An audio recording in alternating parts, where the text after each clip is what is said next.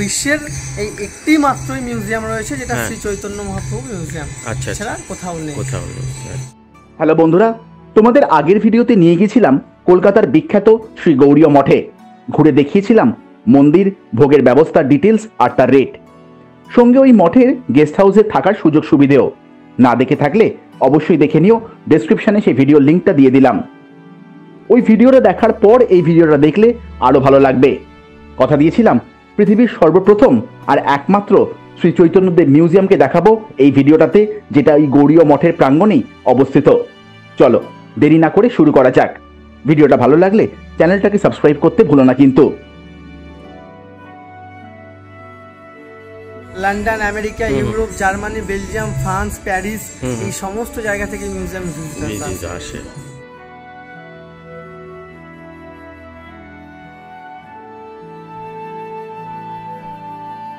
মঠের main gate দিয়ে ঢুকেই একটু এগিয়ে বাঁ হাতে পড়বে টিকিট কাউন্টারটা।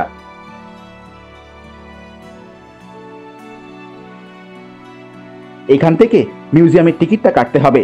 এন্ট্রি ফি 50 টাকা করে।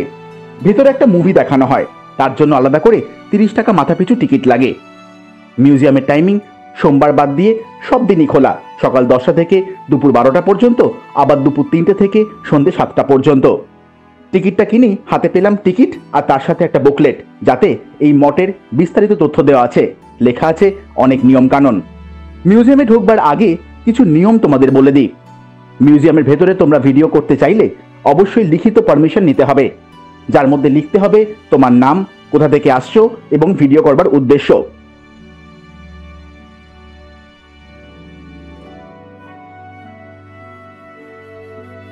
এখানে আছে অনেকগুলো গ্যালারি আর ঘর। আমাদের প্রথম ঘর উপাসনা গৃহ। আমাদের এই অসাধারণ মিউজিয়ামটা ঘুরে দেখালেন এখানকার বিশিষ্ট সেবায়িত শ্রী সৌরভ দাস মহাশয়। চলো ওনার মুখ থেকেই শুনে নি এই গৃহের বিশেষত্ব। হরে কৃষ্ণ। হরে কৃষ্ণ। তো সবাইকে শ্রী চৈতন্য মহাপ্রভু মিউজিয়ামে স্বাগত জানাই। তো আপনারা এসেছেন শ্রী চৈতন্য মহাপ্রভু মিউজিয়াম, এবং এই মিউজিয়ামের এটি হচ্ছে মেডিটেশন হল বা ধ্যান কক্ষ।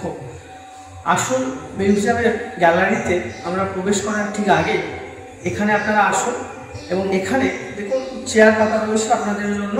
আপনারা এখানে বসুন এবং কিছুক্ষণ মহাপ্রভু চৈতন্যদেবকে স্মরণ করুন, এবং ঠিক তারপরে মেন গ্যালারিতে প্রবেশ করে মিউজিয়ামটা আপনারা দর্শন করুন। এবং এখানে দেখুন মহাপ্রভু চৈতন্যদেব তিনি রয়েছেন, তো যেটি কিন্তু একটি পাথরকে কেটে মহাপ্রভুর এই রূপটিকে আনা হয়েছে। আপনারা দূর থেকে হয়তো অনেকেই ভাববেন যে এটি কাঠের, কিন্তু এটি কাঠের নয়, এটি পুরোপুরি একটি স্টোনের উপর তৈরি, যে স্টোনটিকে কেটে মহাপ্রভু এই রূপটিকে আনা হয়েছে।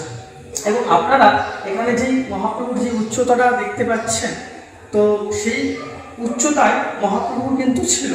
মহাপ্রভু তিনি ঠিক এতটাই তিনি হাইট ছিলেন। তো আমরা তো মহাপ্রভুকে দেখিনি, আমরা সেটা কীভাবে জানলাম না, বিভিন্ন শাস্ত্র, পুঁথি ইত্যাদি অধ্যয়ন করে মহাপ্রভুর যে হাইটটি, যে উচ্চতা পাওয়া গেছে, এখানে কিন্তু সেই উচ্চতায় সেই হাইট মহাপ্রভুর দেওয়া রয়েছে। এবং এখানে রয়েছে মহাপ্রভুর পাদুকা। মহাপ্রভুর যে আসল পাদুকা, সেই পাদুকার আদলে তৈরি, এটি চন্দন কাঠের, এটি কিন্তু রেপ্লিকা। চলুন আমরা এবার মূল মিউজিয়ামে প্রবেশ করি। মূল মিউজিয়াম শুরু হচ্ছে মানবলীলা গ্যালারি দিয়ে। চলো দেখবো আর শুনবো কি কি আছে এখানে।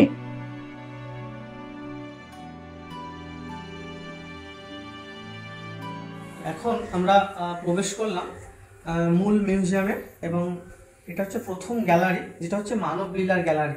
তো এই গ্যালারিটাতে মহাপ্রভু চৈতন্য দেবের সমস্ত বাল্য লীলা দিয়ে ভরানো রয়েছে। এবং প্রথম যে লীলা, সেটা হচ্ছে মহাপ্রভুর আবির্ভাব লীলা।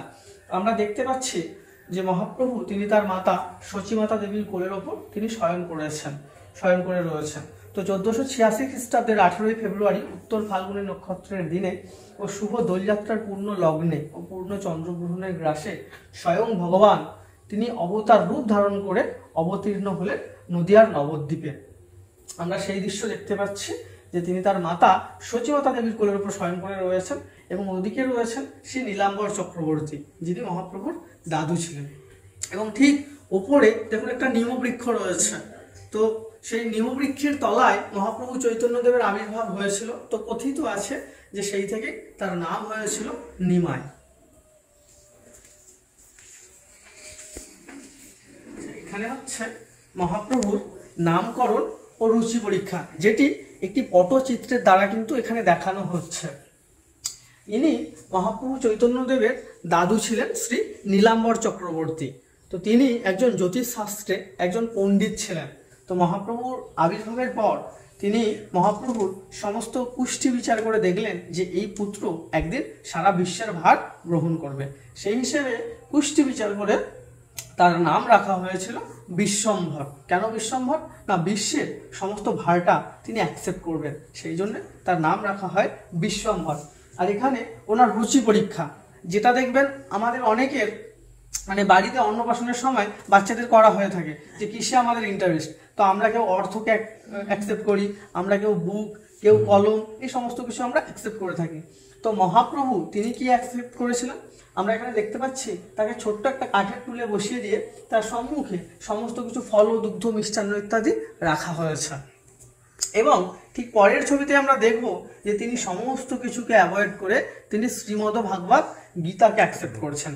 এবং এর দ্বারা তিনি বাল্যকালেই কিন্তু আমাদের জগৎবাসীর উদ্দেশ্যে তিনি শিক্ষা প্রদান করেছেন যে এই জগতে কেবল ভগবানই নিত্য বস্তু, বাকি সমস্ত কিছু কিন্তু অনিত্য বস্তু। আজকে আমাদের কাছে গাড়ি, বাড়ি, টাকা পয়সা যা কিছু রয়েছে সমস্ত কিছু কিন্তু একটা টাইমের পর আমাকে ফেলে যেতে হবে, কিন্তু একমাত্র ভগবানের নাম আমরা যতটুকু করব, আমরা ভগবানের সেবা আমরা যতটুকু করব, সেই জিনিসগুলোই কিন্তু আমাদের সাথে যাবে, যেটা মহাপ্রভু তিনি বাল্যকালে আমাদেরকে শিক্ষা প্রদান করছেন। পটচিত্রর পাশেই আছে একটা টেলিফোন, সত্যিকারের না, কিন্তু কানে দিলে শুনতে পাবে শ্রী চৈতন্যদেব সম্বন্ধে অনেক কিছু। যেটা দেখে ভালো লাগলো, প্রত্যেক কটা দ্রষ্টব্য নিচের সামনে তার বিষয়ে বিস্তারিত লেখা আছে, তোমাদের যাতে বুঝতে কোনো অসুবিধে না হয়।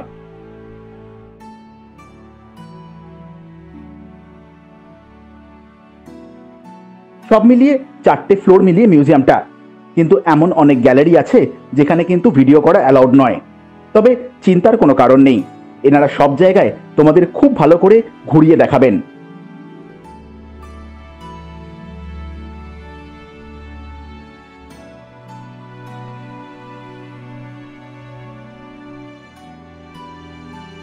শ্রী চৈতন্যদেবের পূর্ণাঙ্গ মূর্তির পাশে আছে একটা লিফট, সেটাই করে চলে এলাম পরের ফ্লোরে। এখানে জীব উদ্ধার বলে একটা গ্যালারি আছে। এখানে লাইট অ্যান্ড সাউন্ড দিয়ে একটা শো হয়, সেটাই ভিডিও করা বারণ থাকার জন্য এমনি ঘুরিয়ে দেখিয়ে দিচ্ছি।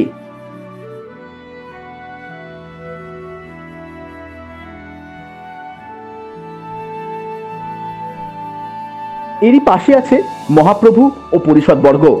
শ্রী সৌরভ দাসের মুখ থেকেই শুনে নেব এই গ্যালারির কথা। এই ঘরে কিন্তু আরো অনেক জিনিস আছে যেগুলো তোমরা দেখতে আর পড়তে পারবে। আর মূর্তিগুলোর কথা কি বলবো, খুবই নিখুঁত হাতে বানানো এবং দেখতে একদম জীবন্ত।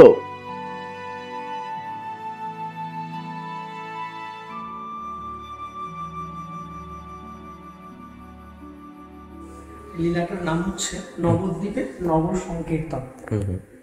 তো আমরা যদি 600 বছর পূর্বের ইতিহাস আমরা যদি দেখি, তো সেই সময় কারণ নবদ্বীপ মহাপ্রভুর আসার আগের নবদ্বীপের চিত্রটা ছিল কিন্তু মুসলিম শাসকের অত্যাচারিত নবদ্বীপ। তো এবং তৎকালীন যিনি শাসক ছিলেন তার নাম হচ্ছেন চাঁদগাছি। তো মহাপ্রভু সেই নবদ্বীপে আবির্ভূত হওয়ার পর কি হলো, প্রত্যেকটা বাড়িতে বাড়িতে হরিনাম সংকীর্তন শুরু হলো। তো আমরা দেখতেই পাচ্ছি যে তখনকার শাসক যেহেতু তিনি একজন মুসলিম, তো তিনি এটাকে মেনে নিতে পারলেন না। তিনি কি করলেন, মহাপ্রভুর প্রত্যেকটা পার্শ্বদের বাড়িতে বাড়িতে গিয়ে খোল, করতাল, মৃদঙ্গ ইত্যাদি ভাঙচুর করলেন। এই ঘটনা যখন মহাপ্রভুর কানে যায়, তখন মহাপ্রভু তিনি সমগ্র নবদ্বীপবাসীকে একত্রিত করে একটা বিশাল আকারে মিছিল করেছিলেন, হাতে মশাল জ্বালিয়ে, আপনারা দেখতে পাবেন।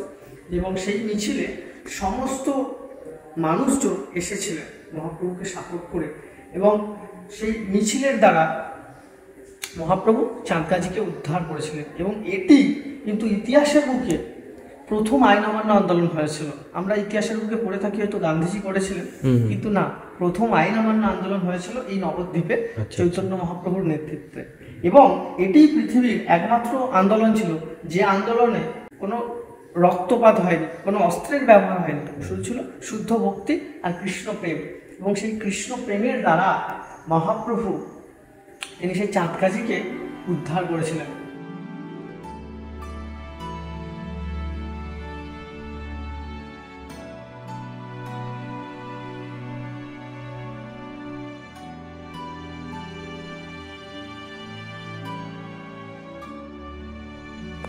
তো এটা হচ্ছে রথার্গে নর্তন।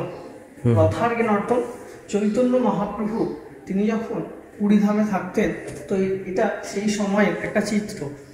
তো সে প্রত্যেক বছর আপনারা দেখবেন যে রথযাত্রার দিনে জগন্নাথ দেব, বলরাম ও সুভদ্রা দেবী তারা নিজ নিজ রথে করে তারা বের হতেন।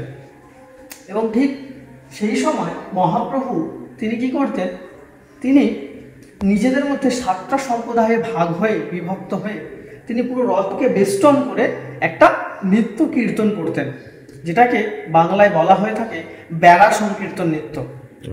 কেন বেড়া সংকীর্তন নৃত্য? না, পুরো রথকে বেষ্টন করে মহাপ্রভু পুরো বেড়ার আকারে ঘিরে নিয়ে 7টা সম্প্রদায়ে ভাগ হয়ে তিনি নৃত্য কীর্তন করতেন। আর মহাপ্রভু তিনি থাকতেন সেই নৃত্যের মূলে। এবং তিনি যখন নৃত্য করতেন তার চোখ বেয়ে সর্বদা অশ্রু ঝরত, কেননা তিনি কৃষ্ণ প্রেমে বিভোর হয়ে তিনি এই নাম সংকীর্তন করতেন। এবং ঠিক সেই সময় তিনি হচ্ছেন তৎকালীন উড়িষ্যার রাজা ছিলেন, রাজা প্রতাপরুদ্র। তো তিনি কি করতেন, তিনি স্বর্ণঝাড়ু দিয়ে একজন রাজা হয়েও তিনি মহাপ্রভু তিনি যে পথে নৃত্য কীর্তন করতে করতে যেতেন, তিনি সেই পথ আগে আগে তিনি মার্জন করতে করতে যেতেন, যাতে প্রভুর তিনি কীর্তনে ভাবাবিষ্ট হয়ে রয়েছে, তার পায়ে কোনো কাঁটা না ফুটে যায়, তিনি কোনো আঘাত না পান, তিনি কোনো ব্যথা না পান, তিনি কোনো কষ্ট না পান। সেই জন্য তিনি কিন্তু একজন রাজা হয়েও, রাজা প্রতাপরুদ্র, তিনি মহাপ্রভু সেই সেবাটা তিনি করতেন। তো আজকেও বা আজকের দিনেও আপনারা যদি রথে যান, রথের সময় জগন্নাথ ধামে দেখবেন এই সিস্টেমটাই কিন্তু এখন চলে আসে। তো ওখানকার যিনি রাজা রয়েছেন তিনি প্রথমে এসে রথের আগে তিনি মার্জন করেন, তারপর কিন্তু জগন্নাথ দেবের রথের চাকা গড়ায়। তো এটা সেই মহাপ্রভুর সময়কাল থেকে এই সিস্টেম চলে আসছে, যেটা আজও কিন্তু এই সিস্টেমে চলছে। তোমাদের একটা মন্দিরের লীলার কথা তোমাদের শোনাই শ্রী সৌরভ দাসের কণ্ঠে। হরে কৃষ্ণ। হরে কৃষ্ণ। তো এটা হচ্ছে আলারনাথ মন্দির, যেটা উড়িষ্যার ব্রহ্মগিরিতে রয়েছে। এটি একটি বিষ্ণু মন্দির, কিন্তু এই মন্দিরের একটা বিশেষ লীলা রয়েছে। সেই লীলাটা কি না, চৈতন্য মহাপ্রভু তিনি যখন পুরীধামে থাকতেন, তিনি রোজ জগন্নাথ দেবকে দর্শন করতেন। তিনি দর্শন না করে থাকতে পারতেন না। কিন্তু আমরা প্রত্যেকেই জানি, দেখবেন জগন্নাথ দেবের যখন রথযাত্রা হয় তার ঠিক 15 দিন আগে জগন্নাথ দেবের স্নান যাত্রা বলে একটা অনুষ্ঠান অনুষ্ঠিত হয়ে থাকে প্রত্যেক বছরই। এবং সেই স্নান যাত্রার পরেই জগন্নাথ দেব অসুস্থ হয়ে পড়েন। তো ভগবানের এটা একটি অসুস্থ লীলা, এবং সেই জন্য কি করা হয়, ওই 15টা দিনের জন্য জগন্নাথ দেবের গর্ভগৃহ ও মন্দির বন্ধ হয়ে যায়, সাধারণ মানুষের আর দর্শন দেওয়া হয় না, কারণ সেই সময় তিনি অসুস্থ হয়ে পড়েন। তো মহাপ্রভু চৈতন্যদেব তিনি যখন পুরীতে থাকতেন, তিনি তো রোজ জগন্নাথ দেবকে দর্শন করতেন, তিনি দর্শন না করে থাকতে পারতেন না। তাই সেই সময় যখন মন্দির বন্ধ হতো, সেখানে তো সবাইয়ের জন্যই বন্ধ হতো, কারোর জন্য তো স্পেশাল করে খোলা হতো না। তো ঠিক সেই সময় সেই 15টা দিন জগন্নাথ দেবের স্নান যাত্রা থেকে রথযাত্রা পর্যন্ত মহাপ্রভু তিনি এই আলারনাথ মন্দিরে জগন্নাথ দেবের দর্শন পেতেন। তো এটি হচ্ছে সেই মন্দির, যেটা উড়িষ্যা থেকে কিছুটা দূরে উড়িষ্যার ব্রহ্মগিরিতে অবস্থিত, এবং এখানে রয়েছে এই মন্দিরই একটি পার্ট অফ স্টোন। এবং আরেকটি কথা, তো এই মন্দিরে গেলে আপনারা দেখতে পাবেন বা দর্শন করতে পারবেন যে মহাপ্রভু তিনি এই মন্দিরে যখন প্রণাম করতেন, তো এই মন্দিরের সামনে একটা পাথর রাখা রয়েছে, সেই পাথরে মহাপ্রভু তিনি প্রণাম করতেন, এবং প্রণাম করতে করতে মহাপ্রভুর যে বডির প্রিন্ট সেই মন্দিরের পাথরের উপর এখনো রয়েছে, যেটা আপনারা যদি যান আপনারা দর্শন করতে পারেন। আমরা ইতিহাস বইতে 6 গোসাইয়ের কথা পড়ে থাকি, তার কথাই বলছেন সৌরভ দাস মহাশয়। এটা হচ্ছেন সরব গোস্বামী, এদিকে 4 জন রয়েছে আর এদিকে 2 জন রয়েছেন। তো এনাদের 6 জনকে একত্রে 6 গোসাই বা সরগোস্বামী বলা হয়ে থাকে, যারা মহাপ্রভুর মূল 6 জন পার্শ্বদ ছিলেন। তো আজকে আমরা বৃন্দাবন নবদ্বীপ যা কিছু দেখি, তার সমস্ত কিছুই কিন্তু এনাদের দ্বারা এনারা উদ্ধার করেছিলেন বলে আজও আমরা সেই দর্শনীয় স্থানগুলো দর্শন করতে পারি। এখানে শুধু মূর্তি না, অনেক আর্টিফ্যাক্ট বা ঐতিহাসিক জিনিসও আছে যা তোমরা অন্য জায়গায় দেখতে পাবে না। যার মধ্যে উল্লেখযোগ্য হলো মহাপ্রভুর নিজের হাতের লেখা একটা পংক্তি। সেটাই ভিডিও করা বারণ থাকার জন্য তোমাদের দেখাতে পাচ্ছি না, তবে তোমরা আসলে অবশ্যই দেখো। কিন্তু চলে এলাম প্রেমদান লীলা গ্যালারিতে। এখানে ঢুকেই পেলাম একটা ইন্টারঅ্যাক্টিভ মডিউল, মানে এই কম্পিউটার টাচস্ক্রিনের মাধ্যমে তোমরা শ্রী চৈতন্যদেব মহাপ্রভুর জীবনী আর তার বাণী তোমরা দেখতে পাবে।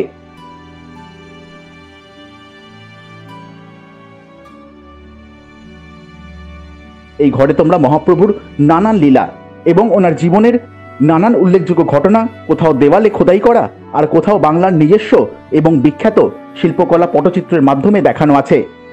বাকি সব ঘরের মতো প্রত্যেকটার নিচেই লেখা আছে বিস্তারিতভাবে, তোমাদের কোনো প্রবলেম হবে না।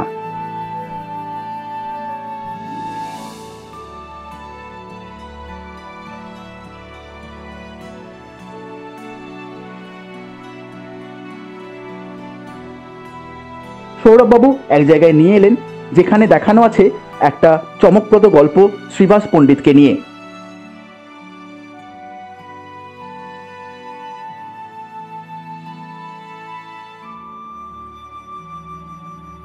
চলো শুনে নি সে গল্পটা। তো এখানে একটি লাইট অ্যান্ড সাউন্ড শো চলে, যেটির নাম হচ্ছে শ্রীবাস সঙ্গন। তো শ্রীবাস পণ্ডিত হচ্ছেন পঞ্চতত্ত্বর অন্যতম একজন পার্ষদ ছিলেন শ্রীবাস পণ্ডিত, এবং সেই শ্রীবাস পণ্ডিতের গৃহে মহাপ্রভু চৈতন্যদেবের প্রথম নাম সংকীর্তন, এবং সেই নাম সংকীর্তনে সমস্ত জাতি বর্ণ ধর্ম নির্বিশেষে একত্রিত হয়ে তারা সবাই সেই শ্রীবাস সঙ্গনে নাম সংকীর্তনে মেতে উঠেছেন। তো সেটি এখানে লাইট অ্যান্ড সাউন্ডে ডিসক্রাইব করা হয়। চলে এসছি একদম টপ ফ্লোরে। এখানে আছে প্রেক্ষাগৃহ। এটা সেই জায়গা যেখানে অডিও ভিডিওর মাধ্যমে একটা 15 মিনিটের মুভি দেখানো হয়, যেটা দেখবার জন্য আমরা আগেই কিন্তু কেটে নিয়েছি 30 টাকা মাথাপিছু টিকিটটা। এত সুন্দর এসি অডিটোরিয়াম কিন্তু চট করে দেখতে পাওয়া যায় না। মুভিটার ভিডিও করা বারণ, কিন্তু সেই মুভিতে আছে এই মঠের ইতিকথা, সেই প্রভুপাদদের গল্প যাদের অসাধারণ অধ্যাবসায় এত সুন্দর মহান কর্মকাণ্ড বাস্তবায়িত হয়েছিল। তোমরা জানলে খুশি হবে, এই 140 সিটারের অডিটোরিয়ামটা কিন্তু ভাড়াও দেওয়া হয় যে কোনো অফিসিয়াল গ্যাদারিংয়ের জন্য, এবং খুবই সুলভ মূল্যে, মাত্র 1000 টাকা প্রতি ঘন্টা। মানে সেই 1000 টাকার মধ্যে এসি হল তো আছেই, সঙ্গে পাবে প্রজেক্টর, স্ক্রিন আর মাইকের সাথে সাউন্ড সিস্টেম, এবং অবশ্যই একজন অপারেটর। কলকাতার সব থেকে সস্তা এসি অডিটোরিয়াম বোধহয় এটাই। এটা বুক করতে নিচে দেওয়া ফোন নাম্বারে ফোন করতে হবে, সঙ্গে দিয়ে দিলাম এই মঠের ওয়েবসাইটের অ্যাড্রেসটাও। এখানে কিন্তু আরো অনেক ঘর বা গ্যালারি আছে যেগুলো একদম মিস করা যাবে না, কিন্তু এখানে ভিডিও করা বারণ।